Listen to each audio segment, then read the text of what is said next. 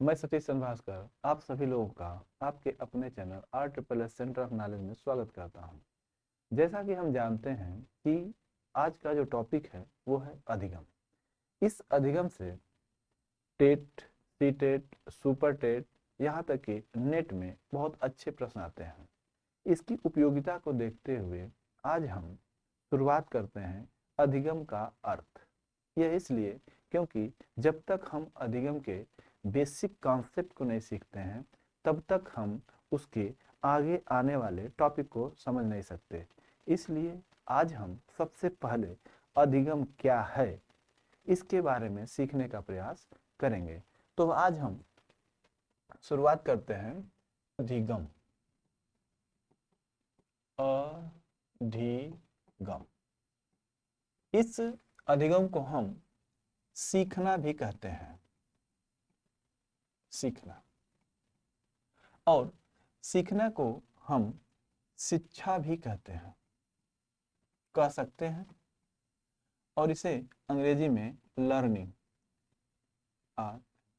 Learning भी कहते हैं। अगर हम अधिगम को अच्छी तरीके से देखने का प्रयास करें, सीखने का प्रयास करें, तो अधिगम शब्द भी अपने आप में कुछ कहता है। जैसे अगर हम देखें कि जो अधिगम है यह मूल रूप से 3 शब्दों से मिलकर बना है। एक है अधि, एक है आपका इसमें गम, और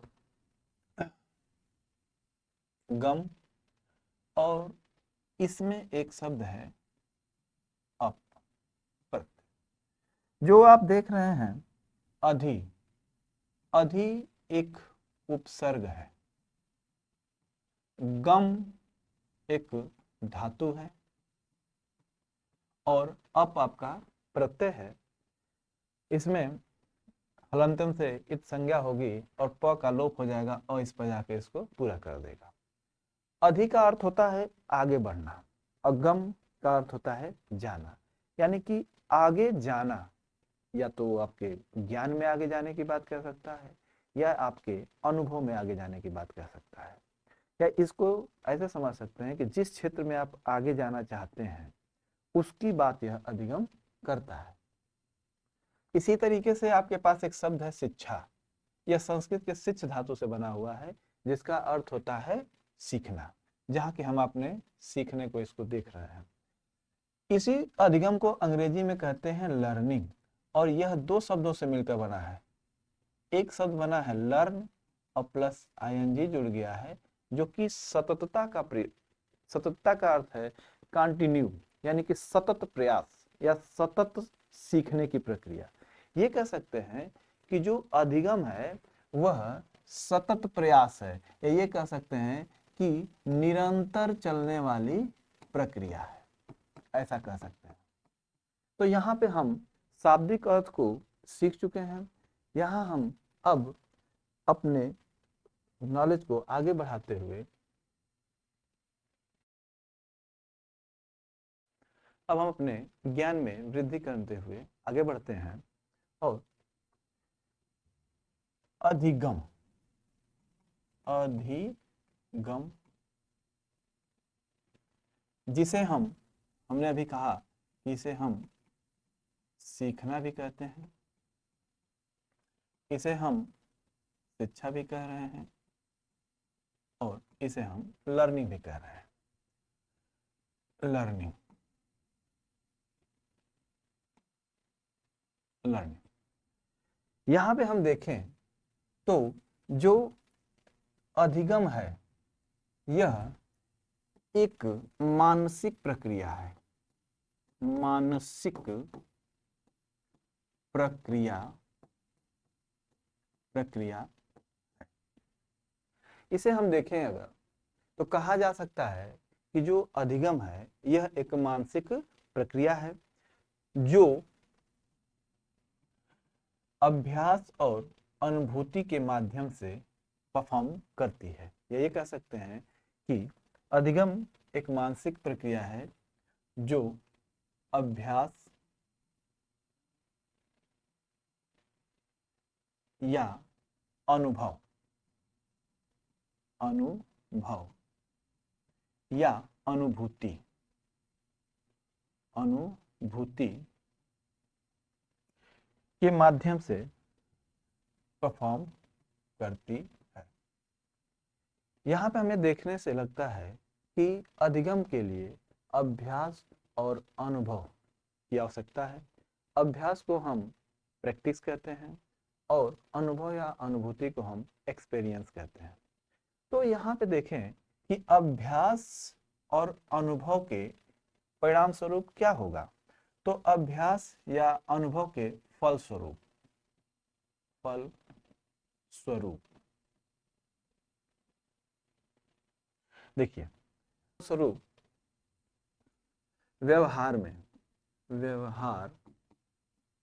में अपेक्षाकृत स्थायी परिवर्तन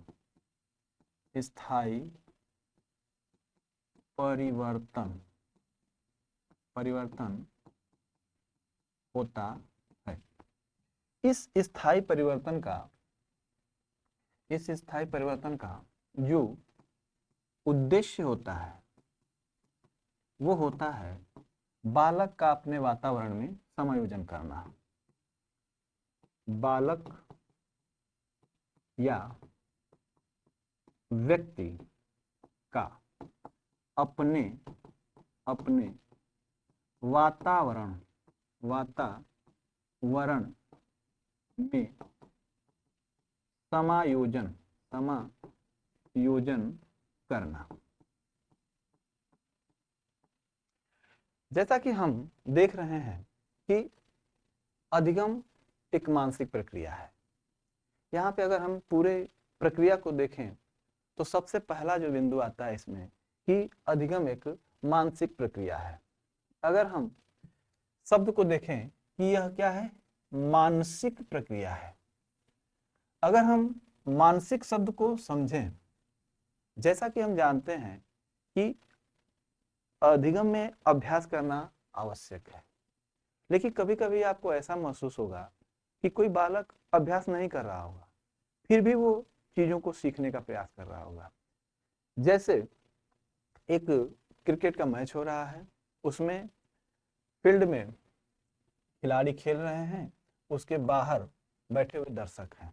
उसमें से एक व्यक्ति जिसे क्रिकेट बहुत पसंद है, वो क्या करता है कि जब कोई बालक बॉलिंग कर रहा है तो वह उसके बॉल को पकड़ने के तरीके, उसके चलने का या दौड़ने का तरीका, हाथ घुमाने का तरीका, इन सभी चीजों से वह इस बॉल को फेंकने का प्रयास, या ये कह सकते हैं कि बॉल को कैसे फेंका जाए, उसको सीखने का प्रयास करता है। इस प्रक्रिया में वो फिजिकल वर्क नहीं करता है, लेकिन वह कैसा वर्क कर रहा है, मानसिक प्रक्रिया कर रहा है। यानी कि मस्तिष्क में क्रिया चलती हैं। इसको हम मनोविज्ञान, या ये कह सकते हैं कि जो आपका शिक्षा मनोविज्ञान है, या शिक्षा मनोविज्ञान में गुप्त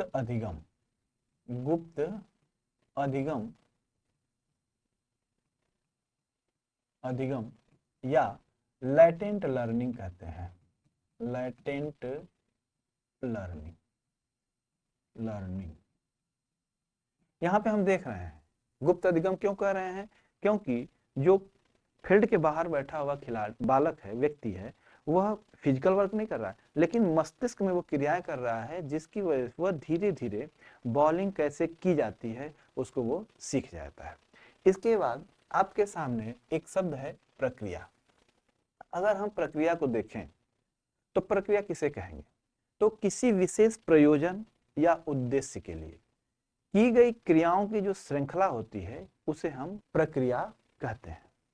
यह जो प्रक्रिया है यह अभ्यास और अनुभव या अनुभूति के माध्यम से होती है।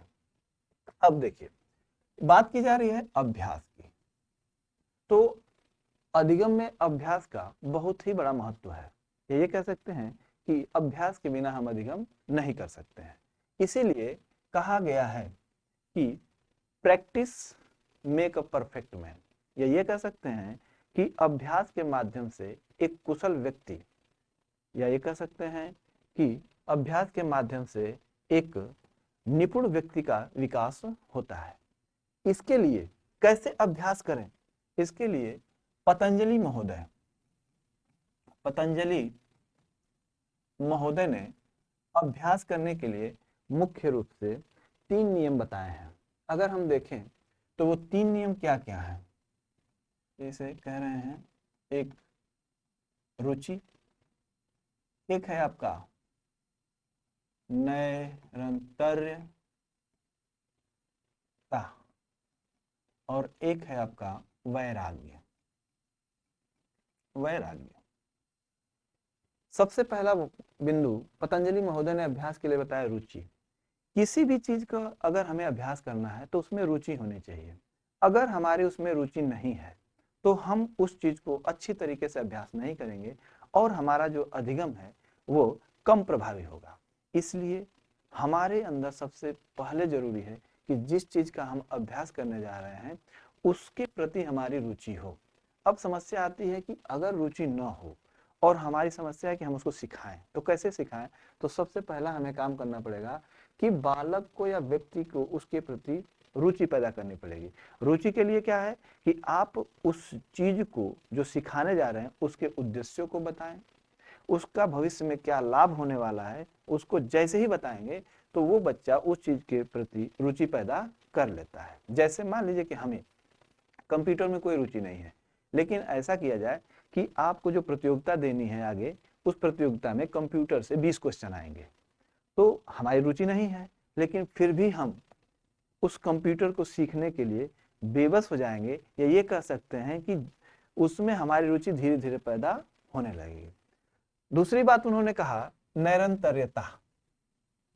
निरंतरता का अर्थ है कंटिन्यू, सतत। पतंजलि महोदय ने कहा कि जो अभ्यास है वो निरंतर होना चाहिए। अगर अभ्यास निरंतर नहीं होता है, कंटिन्यू नहीं होता है, तो वह जो सीखने की प्रक्रिया है वो प्रभावित होगी और हम उस चीज को अच्छे तरीके से सीख नहीं सकते। जैसे कि टीचर ने कहा कि आप सभी लोगों को पर डे 4 घंटा पढ़ना है। अगर हम ये देखें कि पर डे 4 घंटा पढ़ना है तो 1 महीना, अगर हम देखें तो 1 महीने में 30 दिन होते हैं और पर डे 4 घंटा पढ़ना है तो ये हो जाएगा आपका 120 घंटा। टीचर ने कहा कि हमें 120 घंटा पढ़ना है, तो विद्यार्थियों ने क्या किया, कहा कि अगर हम 30 दिन पढ़ते हैं 4-4 घंटा तो 120 घंटा होगा। क्यों ना हम ऐसा करें कि इस चीज को हम जो 120 घंटा है उसे हम कुछ दिन में ही खत्म कर लें और जो शेष बचा हुआ दिन है उसमें हम आनंद लेते हैं। तो बच्चों ने क्या किया कि 4 घंटा न पढ़कर पर डे वो 12 घंटा पढ़ने लगे। और अगर हम 12 घंटे की बात करें, पर डे 12 घंटा, तो ये जो 120 घंटे का जो समय अंतराल है यह उनका 10 दिन में पूरा हो जाएगा। तो उन लोगों ने कहा कि चलिए 10 दिन में पूरा कर लेते हैं 12-12 घंटा पढ़ के, और बाकी जो शेष 20 दिन बचे हुए हैं उसमें हम अपना आनंद लेंगे, घूमेंगे फिरेंगे। लेकिन ऐसा नहीं होना चाहिए। जिस तरीके से एक मरीज को डॉक्टर ने कहा कि आपको 30 दिन अनार का जूस पीना है, तो वो 30 गिलास पिएगा, और अगर व्यक्ति मन में ठान ले तो 30 गिलास तो वह मात्र 1 दिन में ही पी लेगा। उसने क्या किया किसी ने कि चलिए 1-1 गिलास हमको 30 दिन पीना, उससे बढ़िया है कि हम 2 ही दिन में 15-15 गिलास पी लें। तो आप खुद सोचिए कि निरंतर अभ्यास, तो वो जो गिलास 30 दिन की गिलास है और उसको 2 ही दिन में पी रहा है, क्या वो फायदा करेगा? फायदा न करके वह उसमें व्यक्ति को और समस्या पैदा कर देगा। हो सकता है कि उसकी तबीयत खराब हो जाए, पेट खराब हो जाए। इसलिए अभ्यास के लिए पतंजलि के जो नियम है, निरंतर अभ्यास करना चाहिए। तीसरी बात, वैराग का मतलब क्या है? ये मतलब नहीं होता कि वैराग का मतलब कि घर द्वार सब छोड़ छाड़ के चले गए हिमालय पर्वत और वहीं पे अध्ययन करेंगे, ऐसा नहीं। हमें वैराग्य उन चीजों का करना है जो हमारे अभ्यास में बाधक है। जैसे अगर हम देखें कि कोई बच्चा पढ़ना चाहता है, वैराग का मतलब छोड़ना, त्यागना। तो जब बच्चा कोई पढ़ना चाहता है तो शाम को उसे वैराग करना है, छोड़ना है, क्या? अधिक भोजन को छोड़ना है। जो नींद अधिक लेते थे, सोते थे, उस नींद को भी त्यागना है और उन्हें कम सोना है। तो यहाँ पे हम देखते हैं कि वैराग का अर्थ है एक विद्यार्थी के लिए कम भोजन करना, अधिक भोजन नहीं करना, नींद कम लेना, अधिक न नींद लेना। लेकिन इसी तरीके से एक नेता के लिए क्या वैराग होगा? अगर कोई नेता बनना चाहता है तो उसको भी वैराग करना है। वैराग करना है किसका? अकेलेपन का। अगर वह व्यक्ति समाज में नहीं जाएगा तो वो नेता अच्छा बन नहीं सकता। इसलिए अकेलेपन का उसको वैराग त्याग करना है। एक विद्यार्थी को बहुत ज्यादा अगर कंपटीशन देना है तो बहुत ज्यादा लोगों से संबंध अगर जोड़ता है तो उसका जो अभ्यास है वो प्रभावित होगा, तो वो अच्छा सीख नहीं सकता। इसलिए उसे बहुत ज्यादा मित्रों का वैराग करना है, यानी कि अधिक मित्र बनाना नहीं। तो ये चीजें पतंजलि महोदय ने जो अभ्यास के लिए 3 चीजें बताएं, आप अपने बच्चों और स्वयं भी कर सकते हैं। दूसरी चीज अनुभव या अनुभूति। शिक्षा मनोविज्ञान में या किसी भी व्यक्ति को यह जरूरी नहीं है कि बार बार किसी चीज का अभ्यास ही किया जाए। कभी कभी ऐसा होता है कि कुछ आकस्मिक अनुभूतियां व्यक्ति को एक बार में ही अनुभव करा देती हैं। जैसे गर्म स्टोव या गर्म थाली है, गर्म बर्तन है, और कोई व्यक्ति उस गर्म बर्तन को छू देता है तो उससे अनुभूति हो जाएगी एक बार में ही कि गर्म चीज को कभी छूना नहीं चाहिए। ये आकस्मिक, अचानक, बहुत कम समय में बिना अभ्यास किए भी इस चीज का अनुभव कर सकते हैं। इसके बाद अगर हम देखें कि अभ्यास और अनुभव तो आपने कर लिया, तो अभ्यास और अनुभव के फलस्वरूप क्या होगा? तो व्यवहार में अपेक्षाकृत स्थायी परिवर्तन होता है। अगर हम यहाँ देखें, बात की जा रही है अपेक्षाकृत। अपेक्षाकृत का अर्थ है कि आप किसी चीज को जब सीखने जाते हैं तो उसमें उस चीज के प्रति अपेक्षा होती है कि हम इस चीज को सीखेंगे। अगर अपेक्षा नहीं होगी तो उस चीज का जो अभ्यास है या सीखने की प्रक्रिया है वो सही दिशा में नहीं होगी।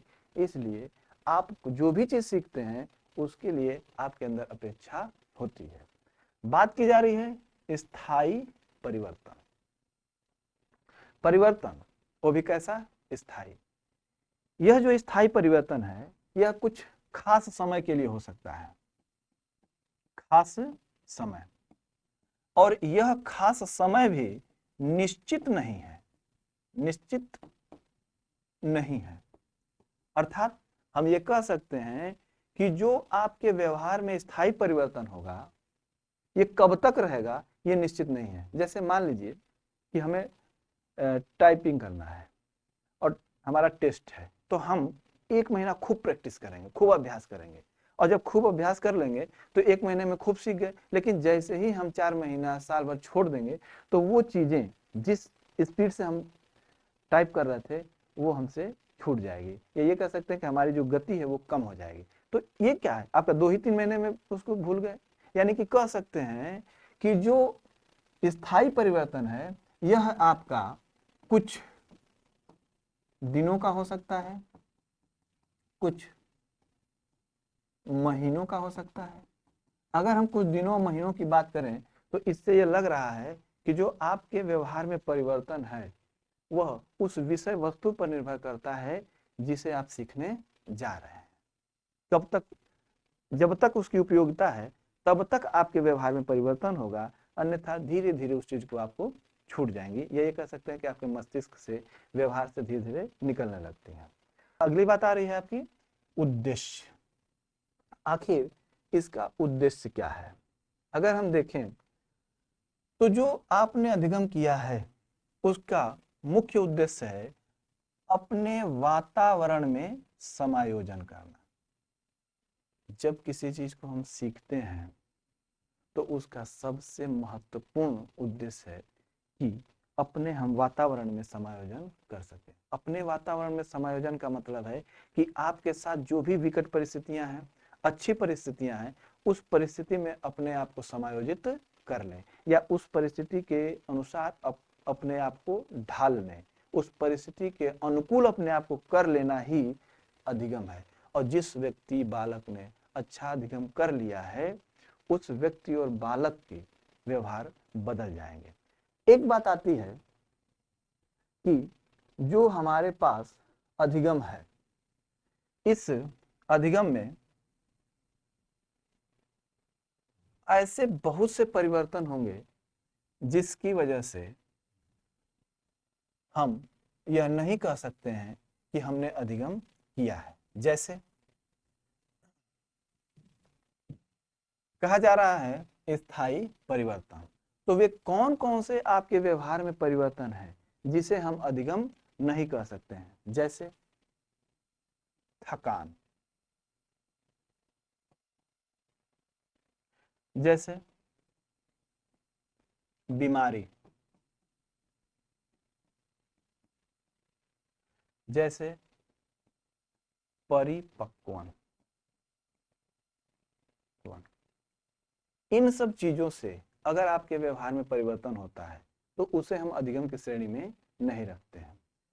जैसे थकान, अगर आपको थकान है, थके हुए हैं और आपका व्यवहार बदला हुआ है, जैसे जब कोई व्यक्ति थका हुआ होता है तो उसका व्यवहार बहुत ही कुछ नहीं होता है, ये कह सकते हैं कि वह झल्लाया हुआ होता है।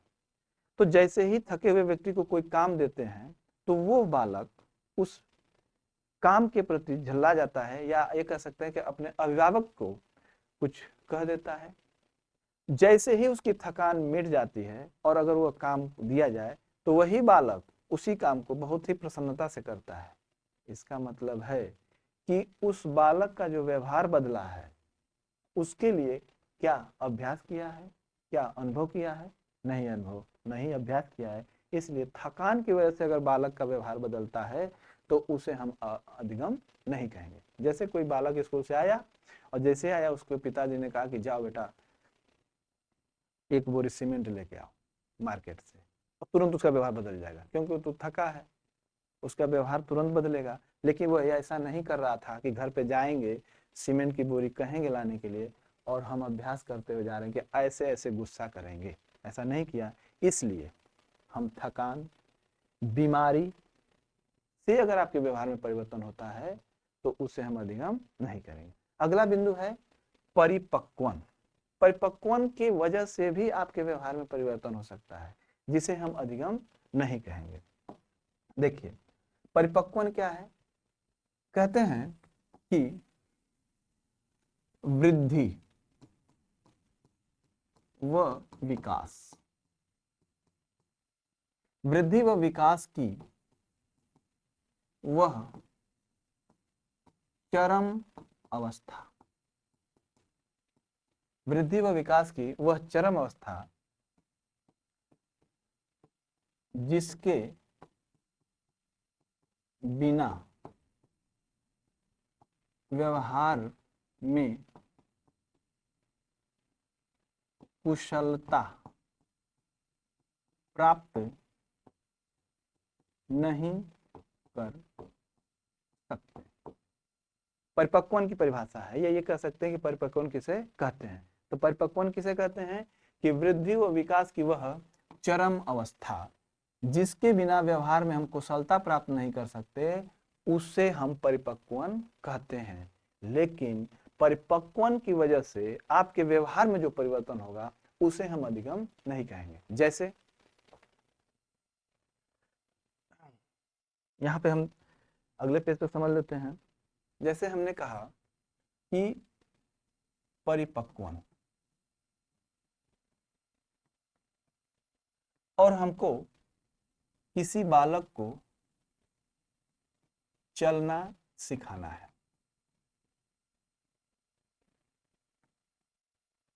अगर हम किसी बालक को चलना सिखाना चाहते हैं तो हम उसको लाख अभ्यास करा दें लेकिन वो बालक सीख नहीं सकता। क्यों? क्योंकि उस बालक की जो पैरों की मांसपेशियां हैं वह उसका भार सहने के योग्य नहीं है। जब भार सहने के योग्य नहीं है तो बच्चे को हम चाहे जितना अभ्यास करा लें वो चलना सीख नहीं सकता। यह एक अपने आप उसकी मांसपेशियां मजबूत होंगी, और जब मांसपेशियां मजबूत होंगी तब वो बालक चलना सीखेगा। तो जो मांसपेशियों का मजबूत होना है, यानी कि उसका जो मैच्योरिटी लेवल है, मांसपेशियों का परिपक्व होना, इसका परिपक्व होना अधिगम से कोई संबंध नहीं है। या ये कह सकते हैं कि पैरों की जो मांसपेशियां मजबूत हो रही हैं वह परिपक्वन है, और इसकी वजह से अगर बच्चा चलना सीखता है तो उसे हम अधिगम नहीं कह सकते। जैसे अगला बिंदु, बोलना सिखाना है। मान लीजिए बोलना, अगर किसी बालक को बोलना सिखाना है, चाहे हम जितना अभ्यास कराएं, वो बच्चा बोलना भी नहीं सीख सकता। कब तक नहीं सीख सकता? जब तक कि उसकी वाक्य इंद्रियां उस शब्द को बोलने के लिए परिपक्व न हो जाए। हम किसी छोटे बच्चे को खूब बुलवाएं, चाचा, मामा, नाना, काका, लेकिन वो बच्चा बोल नहीं सकता। तब तक नहीं बोल सकता कि जब तक कि उसकी वाक् इंद्रियां उस शब्द को बोलने के लिए परिपक्व न हो जाए। इसलिए परिपक्वता की वजह से अगर बच्चा बोलना सीखता है तो उसे भी हम अधिगम नहीं कहेंगे। एक शब्द और समझते हैं उदाहरण से, जैसे बच्चे को हमें लिखना सिखाना है, तो अगर हम बच्चे को लिखना सिखाना चाहते हैं तो बच्चा कब लिखना सीखेगा? चाहे जितना अभ्यास करा लीजिए, जब तक उसके उंगलियां उस कलम को पकड़ने के लिए परिपक्व नहीं होंगी। ये कह सकते हैं कि उसका जो व्यवहार है कलम को पकड़ने वाला, और उसकी मांसपेशियां जब तक उसको पकड़ने के लिए मैच्योर नहीं होंगी, परिपक्व नहीं होंगी, तब तक हम बहुत अभ्यास करा लें, तब पर भी बच्चा वो सीख नहीं सकता है। यानी कि ये कह सकते हैं कि कलम को पकड़ने के लिए मैच्योर या परिपक्व होना और फिर लिखना सीखना, यह अधिगम की श्रेणी में नहीं आएगा। क्यों? क्योंकि यह परिपक्वता पर निर्भर करता है और इसमें उसने कोई अभ्यास नहीं किया है। किसी बच्चे को खूब अभ्यास करके क्या हम उसको 6 साल से 12 साल पे ला सकते हैं? नहीं ला सकते। ठीक उसी तरीके से उसकी उंगलियां एक निश्चित अवस्था पर आने पर ही मैच्योर होंगी और कलम को पकड़ने के लायक हो जाएंगी। एक बिंदु और समझते हैं, अमूर्त चिंतन। अमूर्त चिंतन, अगर हम किसी बच्चे के अमूर्त चिंतन कराना चाहते हैं तो वह बच्चा भी अमूर्त चिंतन करने के लिए तब तक तैयार नहीं हो सकता जब तक कि उसके मानसिक स्तर परिपक्व न हो जाए। परिपक्व का मतलब है कि जब तक वह बालक मूर्त चिंतन करना नहीं जानेगा, जब तक वह अनुभव नहीं करेगा कि मूर्त चीजें क्या होती हैं, तब तक वह बच्चा अमूर्त चिंतन नहीं कर सकता। ये कह सकते हैं कि अमूर्त चिंतन करने के लिए बालक के अंदर सबसे पहले मूर्त चिंतन करने की आदत होनी चाहिए। यह मूर्त चिंतन करने का गुण या कौशल होना चाहिए। इसलिए यहाँ पे परिपक्वन क्या है इसको हमने समझा, और परिपक्वन की वजह से अगर बालक के व्यवहार में परिवर्तन होता है तो उसे हम अधिगम की श्रेणी में नहीं रखते हैं। तो ये हमारा अधिगम का सामान्य अर्थ हुआ। जैसा कि हमने अभी अधिगम के अर्थ को समझा है, उस पर आधारित सीटेट, टेट, सुपर टेट और अन्य प्रतियोगी परीक्षाओं में जो भी प्रश्न आए हैं उनका हम अध्ययन करते हैं या उन्हीं प्रश्नों को सीखने का प्रयास करते हैं। उसमें जो हमारा पहला प्रश्न है वो कहता है कि अभ्यास द्वारा सीखना किसका परिमार्जन है? वह है, अभी अभी आपने देखा कि जो अभ्यास है, अभ्यास के माध्यम से क्या होता है? क्या अभिप्रेरणा होती है? अभिप्रेरणा किसे कहेंगे? अभिप्रेरणा किसी क्रिया को शुरू रखने या शुरू करने और उसे जारी रखने की प्रवृत्ति रखता है, तो उसे हम अभिप्रेरणा कहते हैं। और यह लक्ष्य निर्देशित होता है। जैसे ही आप अपने लक्ष्य को प्राप्त कर लेते हैं, आपके अंदर से अभिप्रेरणा स्वतः समाप्त हो जाती है। तो अभ्यास द्वारा सीखना किसका परिमार्जन है? अभिप्रेरणा का परिमार्जन नहीं है। फिर बोला जा रहा है व्यवहार का, और आपने अभी देखा कि अभ्यास द्वारा सीखना यानी अभ्यास के द्वारा हम व्यवहार में परिवर्तन, या ये कहें कि व्यवहार में परिमार्जन करते हैं। दूसरी चीज है मूल प्रवृत्ति। आप देखा होगा कि जो मानव के अंदर मूल प्रवृत्तियां 14 हैं, उसके बारे में मैकडूगल महोदय ने काफी विस्तृत व्याख्या की है। यह हमारा जो टॉपिक है इसको हम अपने क्लास में या अपने इस लेक्चर में इसको डिटेल में पढ़ेंगे। और एक होता है अंतर्नोद। अंतर्नोद क्या होता है? अंतर्नोद का अर्थ है अंतर्नोद, अंदर की आवाज। अंतर्नोद, अंदर की आवाज, अर्थात अंतर आत्मा की पुकार या हृदय की आवाज। तो क्या अभ्यास के द्वारा हम हृदय की आवाज का परिमार्जन करते हैं? नहीं, हम अभ्यास के द्वारा व्यवहार का परिमार्जन करते हैं। इसलिए इस जो प्रश्न का उत्तर है व्यवहार में परिवर्तन। अगले प्रश्न की तरफ चलते हैं। दूसरा प्रश्न है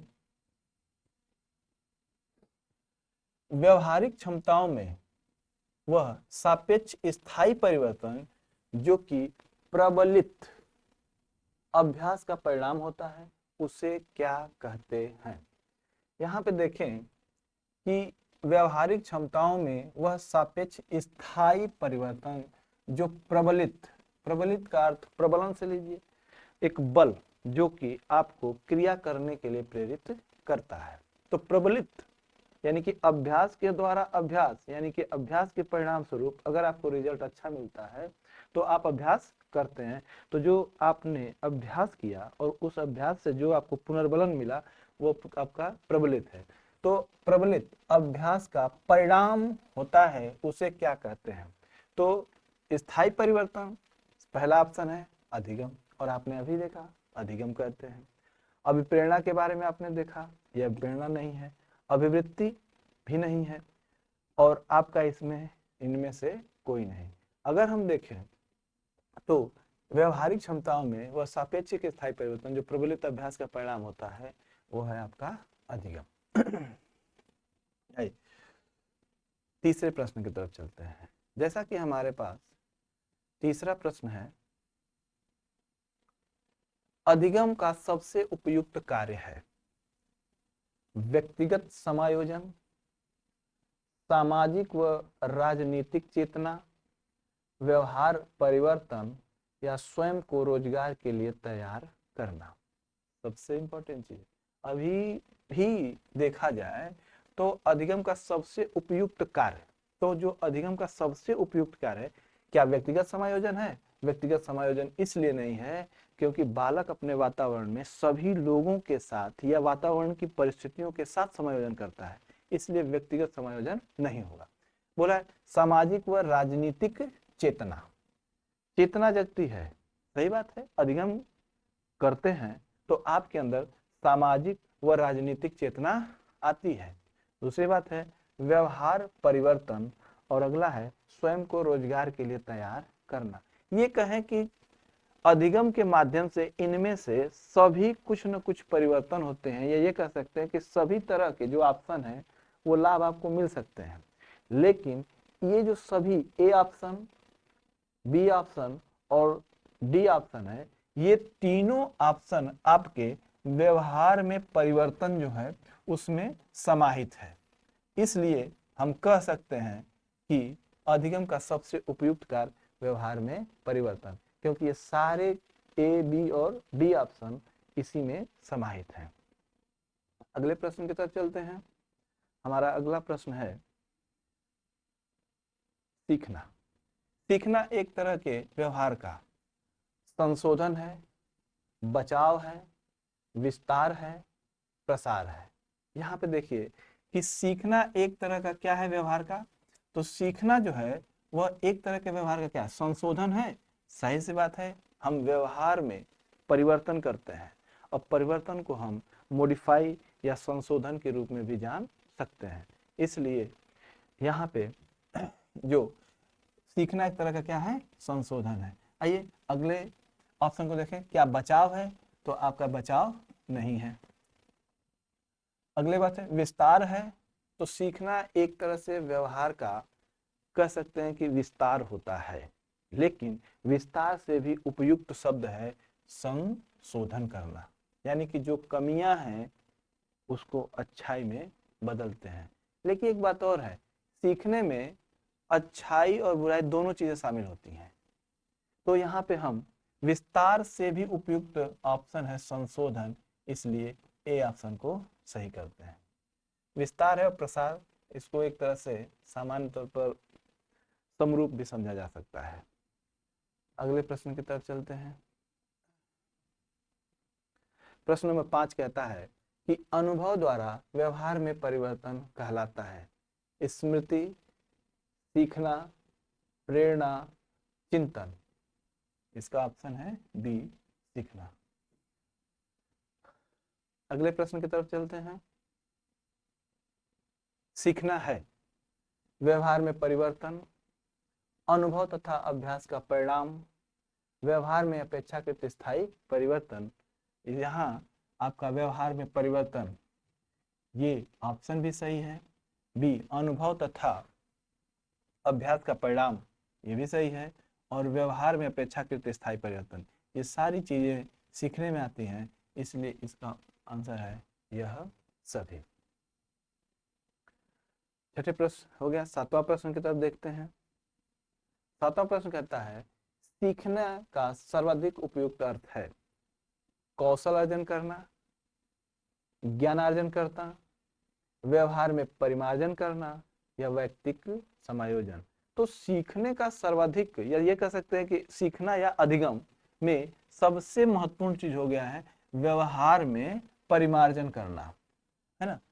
तो यहाँ पे हम देखें तो सीखने में सर्वाधिक उपयुक्त शब्द है व्यवहार में परिमार्जन करना। अगले प्रश्न की तरफ चलते हैं। हमारा अगला प्रश्न है व्यवहार में होने वाले स्थायी परिवर्तन जो अभ्यास के कारण होते हैं उसे क्या कहते हैं? सोचना नहीं कहते हैं, क्रिया करना नहीं कहते हैं, कल्पना करना नहीं कहते हैं, इसे हम कहते हैं सीखना। इसलिए आठवें का उत्तर है ए, सीखना। आइए नवा प्रश्न को देखते हैं। कह रहा है कि निम्न में से किस कथन को सीखने के लक्षण के रूप में नहीं माना जा सकता है? नहीं माना जा सकता है। बात है कि सीखने का लक्षण नहीं है। तो पहला है व्यवहार का अध्ययन सीखना है। तो यहाँ पे हमने देखा है कि जो सीखना है वह व्यवहार का अध्ययन नहीं है, बल्कि व्यवहार में परिवर्तन है, उसे हम सीखना कहते हैं। और यहाँ क्या कहा जा रहा है कि व्यवहार का अध्ययन सीखना है, इसलिए सीखने के लक्षण में व्यवहार का अध्ययन नहीं आएगा। सीखने में व्यवहार का अध्ययन नहीं आएगा, इसलिए पहला ऑप्शन सही है। किस लिए सही है? नहीं है में। अगली बात आती है अनअधिगम भी सीखने का एक हिस्सा है। ये ऑप्शन सीखने के लक्षण में शामिल है कि नहीं है, इसके बारे में थोड़ा सा देखते हैं। तो जैसे हमको कई चीजें सीखनी है और बहुत सी ऐसी चीजें हैं जो नहीं सीखनी है। जो मेरे लायक नहीं है उसे नहीं सीखना है। तो यहाँ पे हम जो हमारे लिए उपयोगी है उसे हम सीखेंगे, लेकिन हम उन चीजों को छोड़ेंगे जो हमारे लिए उपयोगी नहीं है। तो यहाँ पे हम जो चीज हम नहीं सीख रहे हैं उसको हमने इस तरीके से सीखा है कि वह चीज मुझे नहीं सीखनी है, ये चीज मैंने सीख लिया है, इसलिए न सीखना भी सीखने का एक हिस्सा है। इसलिए यह ऑप्शन आपका सीखने के लक्षण में शामिल है और प्रश्न के अनुसार यह क्या है? गलत है। सीखना एक प्रक्रिया है जो व्यवहार में मध्यस्थता का कार्य करती है। जहां तक हमने देखा है कि सीखने के लिए सीखने क्या है? एक प्रक्रिया है और यह व्यवहार में परिवर्तन है, और व्यवहार में परिवर्तन है, इसलिए व्यवहार के बीच में, व्यवहार और सीखने के बीच में आपका ये मध्यस्थता का कार्य करता है।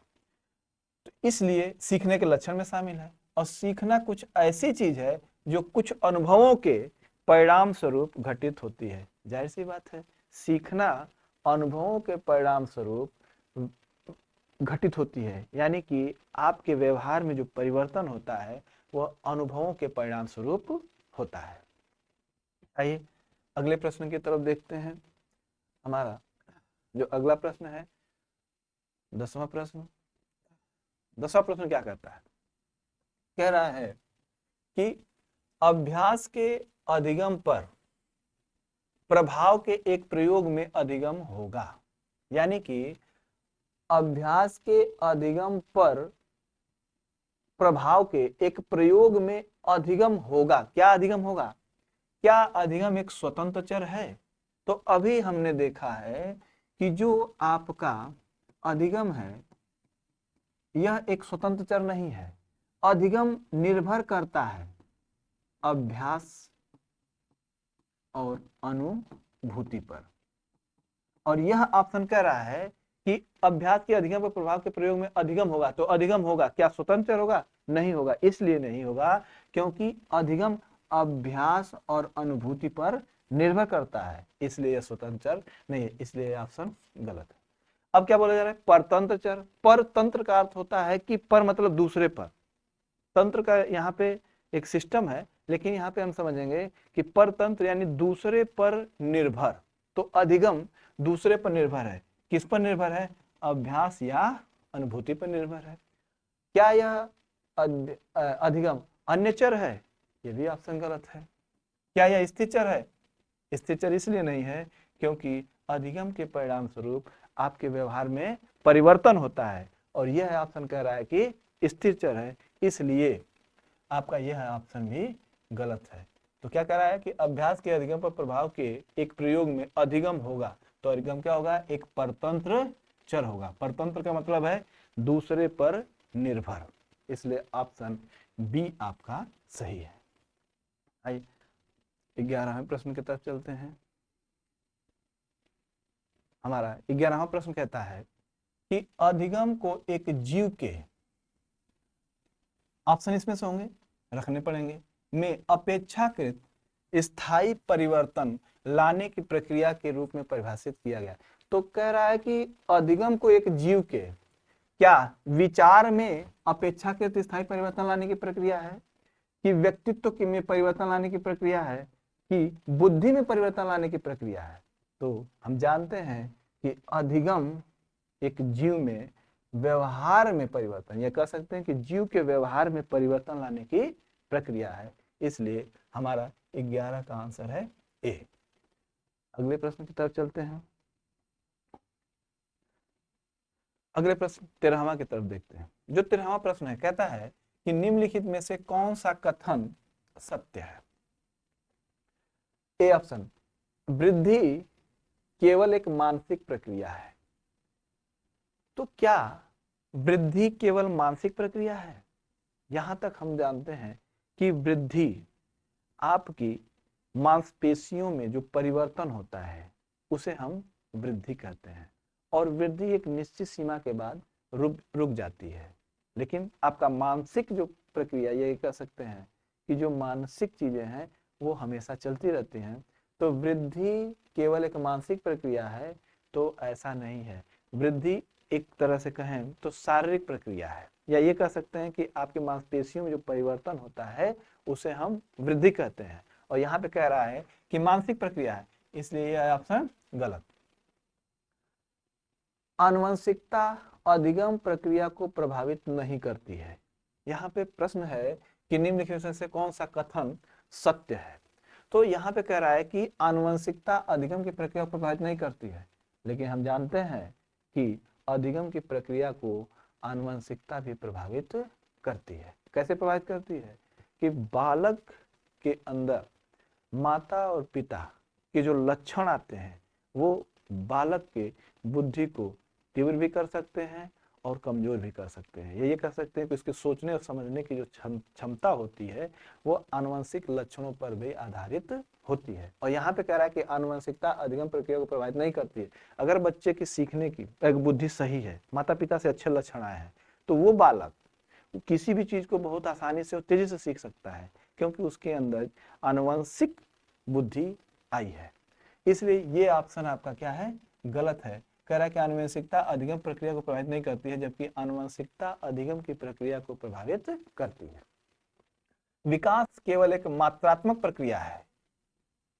यहां पे देखते हैं विकास, और हम जानते हैं कि विकास के अंदर मात्रात्मक और गुणात्मक दोनों चीजें समाहित होती हैं। तो यहाँ पे विकास में मात्रात्मक और गुणात्मक चीजें समाहित होती हैं, और यह कह रहा है कि विकास में केवल एक मात्रात्मक प्रक्रिया है, इसलिए यह ऑप्शन भी आपका गलत है। यह तो एक गुणात्मक भी है।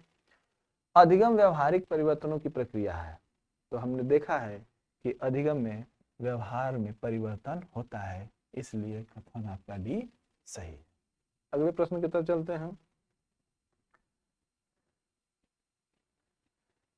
14 कह रहा है कि सामान्यतः अधिगम निम्न पर आधारित व्यवहार में एक स्थायी परिवर्तन माना जाता है। कह रहा है कि समांतर अधिगम अधिगम में स्थायी परिवर्तन होता है। किसकी वजह से होता है? चुनौतियां और सुदृढ़ीकरण, चुनौतियां और अनुभव, अभ्यास और अनुभव, अभ्यास और चुनौतियां। आपने देखा है कि अधिगम में अभ्यास और अनुभव के माध्यम से व्यवहार में परिवर्तन होता है, इसलिए ऑप्शन सी सही है। ऑप्शन सी सही। 14 15 प्रश्न देखते हैं। के कारण होने वाले किसी भी परिवर्तन को अधिगम माना जाता है। क्या चोट के कारण होने वाले किसी भी परिवर्तन को अधिगम माना जा सकता है? चोट से आपके व्यवहार में परिवर्तन होगा। चोट नहीं लगी थी, बहुत शांत से सुशील खड़े हुए थे, चोट लग गई, तुरंत आपका व्यवहार बदल गया, रोने लगे। लेकिन क्या इसके लिए आप अनुभव किए थे कि चोट लगेगी तो हम इस तरीके का व्यवहार करेंगे? नहीं।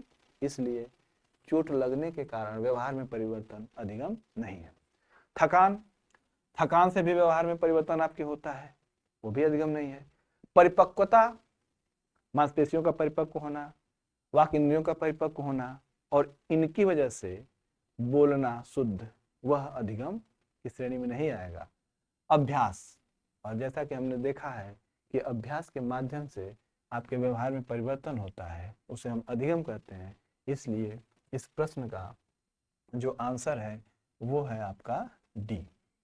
आइए अगले प्रश्न की तरफ चलते हैं।